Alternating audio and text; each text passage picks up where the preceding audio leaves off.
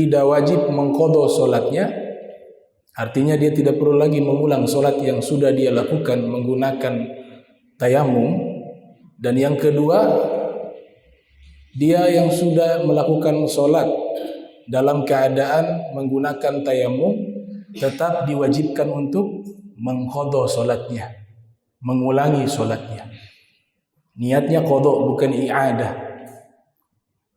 Nah, ini yang pertama yang dibahas, yang wajib diqadha salat bagi orang yang bertayamum itu ada 8 keadaan. Yajibu fi 8 halatin.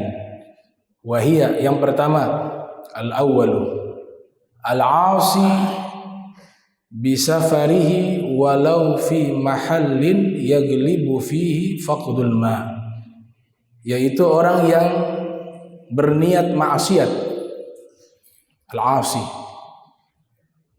dia berniat maksiat kemudian melakukan perjalanan di tempat yang biasanya tidak ada air. Di tempat yang biasanya tidak ada air. Misalnya dia pergi safar ke Halmahera, masuk ke dalam hutan. Di hutan itu tidak ada air. Biasanya tidak ada air di hutan yang biasa dia lewati di situ. Tahu-tahu sudah masuk waktu sholat. Karena tidak ada air, otomatis dia menggunakan tayamum.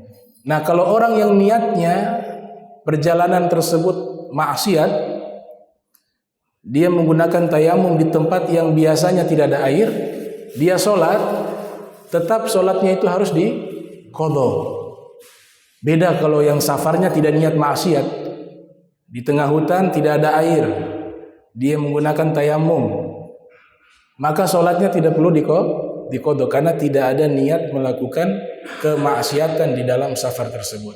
Nah, itu yang pertama, al-'asi bisafarihi walau fi mahallin yaghlibu fihi faqdul ma. Nah, yang kedua, asani al-faqid bil ma'i fi mahall alladhi yaghlibu fihi wujud hadara kana aw safar. Nah, yang kedua, orang ini tidak mendapatkan air. Kasih mati dulu. Orang tersebut tidak mendapatkan air, tidak menemukan air di tempat yang biasanya ada air. Ya, jadi dia pergi di satu tempat yang tempat itu biasanya ada air. Tahu-tahu dia pergi pada waktu itu air tersebut tidak ada. Beda kalau kayak yang tadi, tempat yang biasanya tidak ada air. Ini dia pergi di tempat yang biasanya ada air, tapi pada waktu itu airnya tidak ada.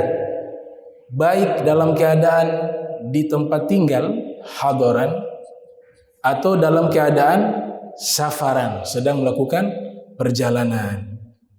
Jika dia melakukan sholat menggunakan tayamum dalam keadaan seperti itu, maka sholatnya wajib diqadha.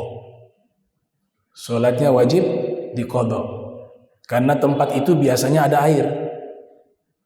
Tapi dia pergi di tempat itu, misalnya ada sungai di situ, atau ada semacam kali atau kolam. Tempat itu biasanya ada air, tahu-tahu dia pergi pada waktu itu tidak ada air di situ. Maka dia bertayamum. Tapi karena tempat itu biasanya ada air, maka sholatnya itu wajib diqadha. Baik dalam keadaan hadaran au safar, baik di tempat tinggalnya atau keadaan safar. Kita pergi ke tengah hutan di Halmahera, tapi hutan yang biasa kita lalui itu memang ada air di situ. Maka dia masuk kepada masalah yang kedua ini. Biasanya ada air walaupun di tengah hutan. Kalau tidak ada air waktu itu, maka kita qadha sholatnya. Jika kita sholat menggunakan tayamum, beda dengan tempat yang memang tidak ada air. Nah, itu yang kedua. Yang ketiga,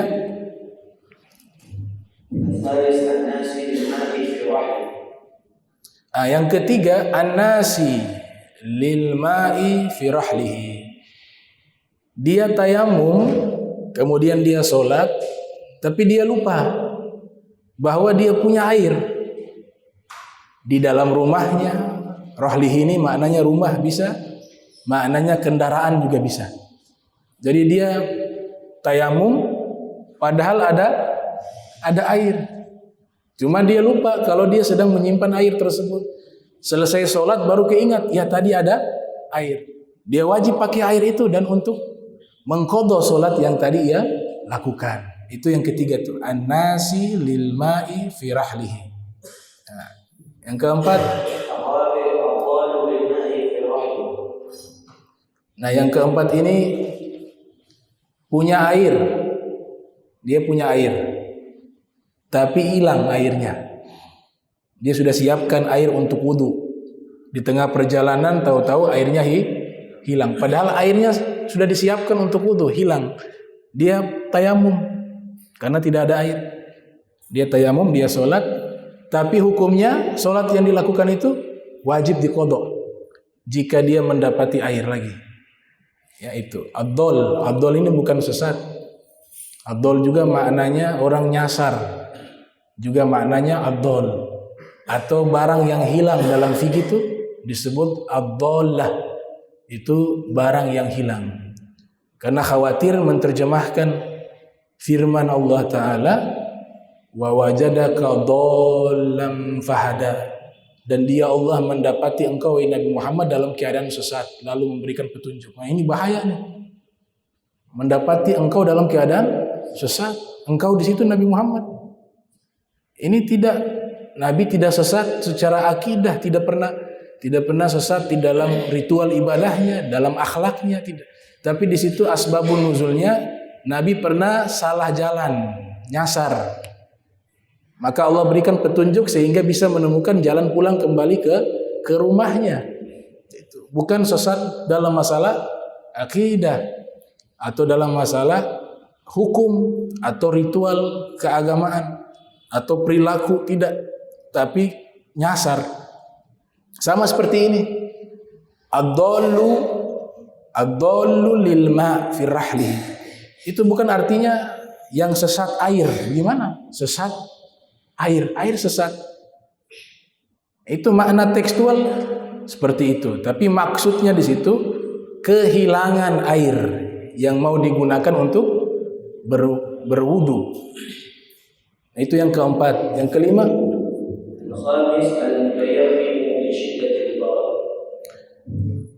yang kelima, orang yang bertayamum karena cuaca sangat dingin. Jadi dia berada di daerah yang mengalami musim dingin. Kalau di Indonesia gak ada ini, kecuali di puncak, daerah-daerah puncak di Jawa, misalnya Jawa Timur, di Batu, itu dingin tuh. Kalau tidak ada kompor, tidak ada alat memanaskan air, dia gunakan air itu berbahaya. Dia tidak kuat saking dinginnya. Maka boleh dia tayamum.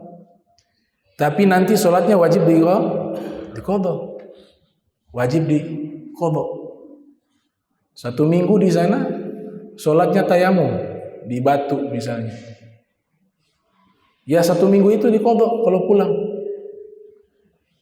Itu kalau tidak ada alat memanaskan air. Tapi kalau ada, gunakan itu. Jangan tayamum, kasih panas tuh air. Biar dia bisa hangat digunakan. Gitu.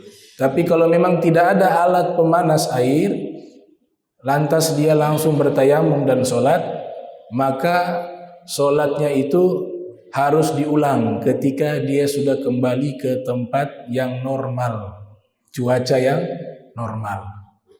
Jadi Syekh Nawawi Al-Bantani mengatakan air yang hangat itu tayamumnya tidak makruh kalau di cuaca yang dingin. Air yang hangat tidak makruh digunakan wudu, mandi janabah di tempat yang iklimnya dingin. Nah, disebut dengan ma'un musyammas. Ma'un musyammas.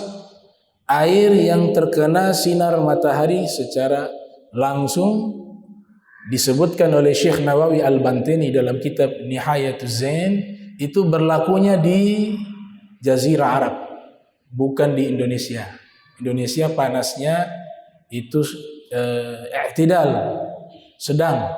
Sedangkan di Jazirah Arab itu sangat panas. Nah, air-air yang terkena sinar matahari dalam satu kitab disebut Ad-Durus Al-Fiqhiyah, nama kitabnya, dari bejana, dia punya tempat situ tampungan air dari bejana, itu panas sekali itu.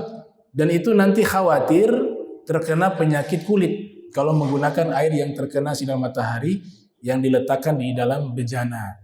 Walhasil di Indonesia kemakruhannya itu tidak sesuai dengan iklimnya, sehingga tidak dimakruhkan menurut Syekh Nawawi Al-Bantani. Tapi di negeri-negeri yang punya suhu panas, punya iklim yang sangat panas, di situ air musyammas dihukumi makruh untuk digunakan. Nah, asadis al-mutayammim li ajli satir fi a'dha'i tayammum.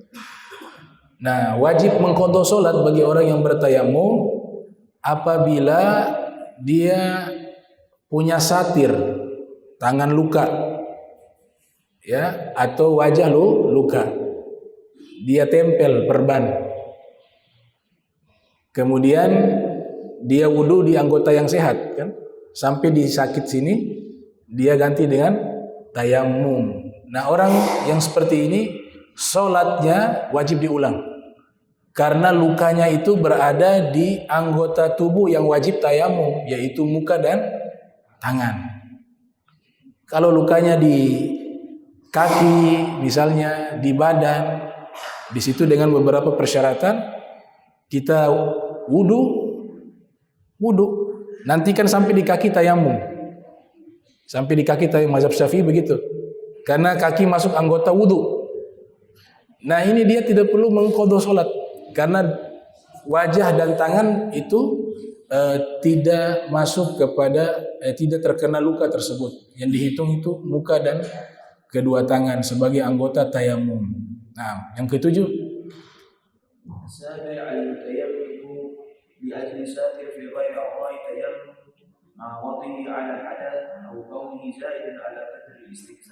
nah, ini yang ketujuh, orang yang bertayamum kemudian dia gunakan perban di bukan anggota tayamum. Nah, sekali lagi, di bukan anggota tayamum, artinya bukan di muka, bukan di tangan.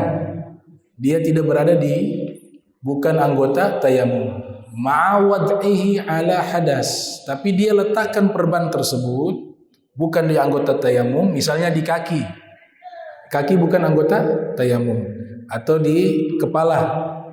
Dia letakkan perban tersebut dalam keadaan tidak berwudu, dalam keadaan berhadas. Kemudian dia menambal atau memperban itu, dia punya perban menempel di anggota kulit yang sehat. Jadi kalau luka sedikit begini, kita tempelnya terlalu berpanjang, melebihi daripada batasan menempel. Yang boleh itu dia punya ukuran menempel perbannya. Tapi kalau lebihnya itu dikena yang sehat, maka dia wajib qadha. Misalnya tangan di sini, ini yang anggota tayamum ya, tangan luka di sini. Ada kan yang dia perban, dia putar keliling tuh. Padahal yang di sini sehat. Nah, yang model begini wajib qadha.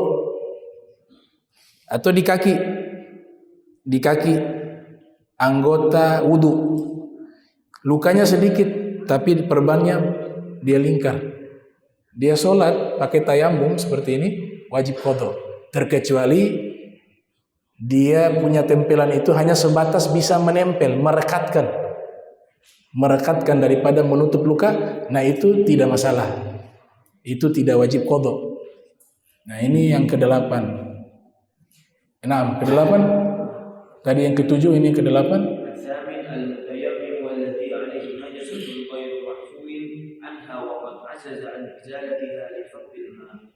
Yang ke-8 ini orang yang bertayamum ada najis.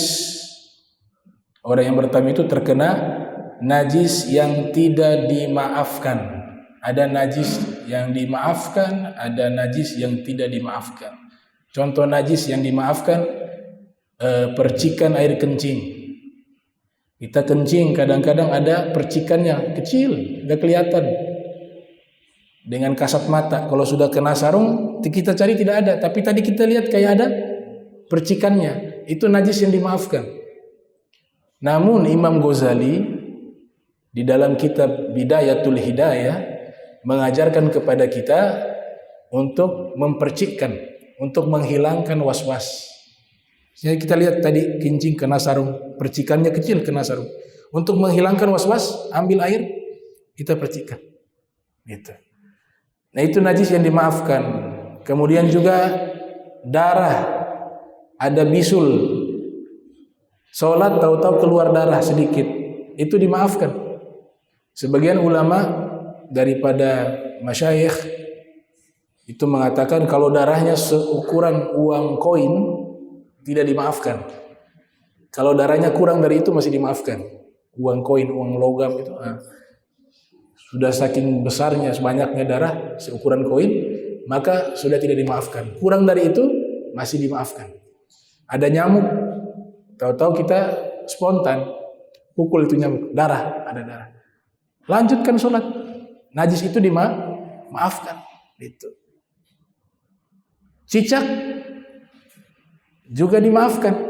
La sa'ilah, gak punya darah. Cicak, bangkai cicak, maafu. Dalam masalah terkena najis, tapi kalau di masalah air tidak maafu. Bangkai semut itu juga bangkai, karena haram dimakan, matinya juga bangkai. Itu.